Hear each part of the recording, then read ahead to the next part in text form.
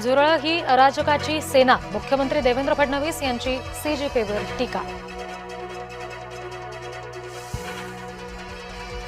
केंद्रीय शिक्षण मंत्री धर्मेंद्र प्रधान यांनी 5 दिवसात राजीनामा द्यावा, अन्यथा येत्या शनिवारी पुन्हा आंदोलन करू, अभिजित दीपके यांचा इशारा. छगन भुजबळ यांना राज्यसभेची उमेदवारी मिळण्याची शक्यता, तर समीर भुजबळ यांना मंत्रिपदाची लॉटरी लागण्याची शक्यता. मुख्यमंत्री फडणवीसांच्या भेटीनंतर राष्ट्रवादीच्या नेत्यांची खलबतं. भाजपनं तोंड उघडायला लावू नये, घोडेबाजार झाल्याचं सर्वांना माहिती आहे, खासदार सुप्रिया सुळे यांचा हल्लाबोल. निवडणूक प्रक्रियेमध्ये बदल झाले पाहिजेत, मुख्यमंत्री देवेंद्र फडणवीसांचं मोठं वक्तव्य.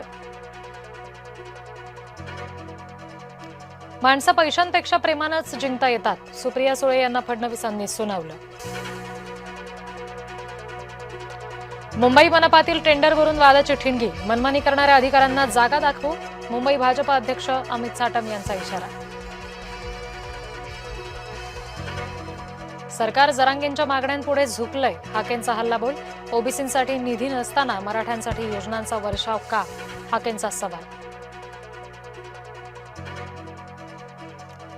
बॅलेटवर निवडणुका नाहीत तोवर बहिष्कार टाका, राज ठाकरे यांच्या भूमिकेचा संजय राऊत यांच्याकडून उल्लेख.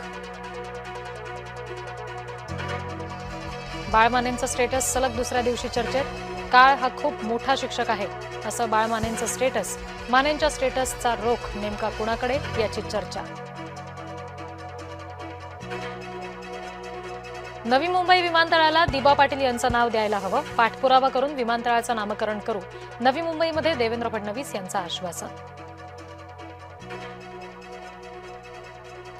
ठाकरेंच्या सेनेचे वैभव नाईक पुन्हा एसीबीच्या रडारवर, बेहिशेबी मालमत्तेवरून पुन्हा एसीबीचं पत्र.